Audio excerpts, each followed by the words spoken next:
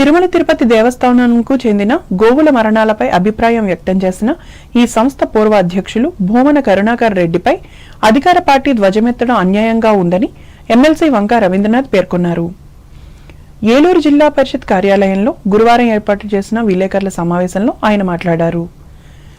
చేసిన ఆరోపణల్లో అసత్యాలు ఉంటే డాక్యుమెంటరీ సాక్ష్యాలతో దేవస్థానం అధికారులు ఖండించాలని ఆయన అన్నారు.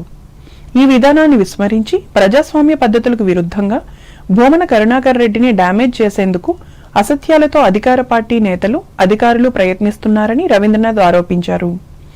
ఇప్పటికైనా ఆ వైఖరిని వీడి హేతుబద్ధంగా సమాధానాలు ఇవ్వాలని ఆయన సూచించారు.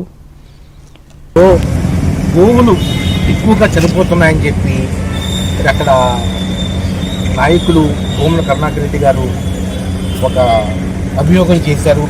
100 పైనే గోవులు చనిపోయినాయి, దానికి కారణాలు ఏంటి అని చెప్తే మరి ప్రభుత్వం దాన్ని సానుకూలంగా తీసుకుని వాస్తవంగా చనిపోయినాయా లేదా, చనిపోతే ఎందుకు చనిపోయినాయి, ఏ డిసీజ్తో చనిపోయినాయి, ఆహారంలో లోపమా, అది చెప్పాలి మానేసి ప్రతిపక్షం ఎప్పుడో కూడా చక్కగా ఒక అభియోగం చేస్తుంది. అంటే ఏదైతే వాస్తవం ఉందో అది ప్రభుత్వం చెప్పాలి. మరి ప్రభుత్వం చెప్పకుండా ఛాలెంజ్ చేసుకోవడం చాలా శోచనీయం.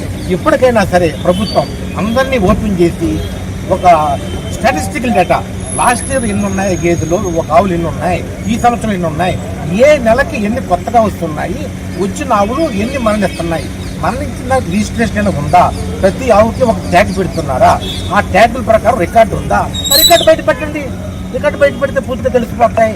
ఒక ట్రాన్స్పరెన్సీగా రికార్డు బయట పెట్టి గత సంవత్సరం ఈ యొక్క 9 నెలల్లో ఏ నెలలో ఎన్ని వచ్చినాయి కనుక ఆవులు లిస్టు, ట్యాగ్ లిస్టు, ఇది మరణించిన కళాబరాన్ని ఎక్కడ పూరుస్తున్నారో ఇవన్నీ చెప్పి ప్రజలకి ఒక క్లారిటీ ఇవ్వాల్సిన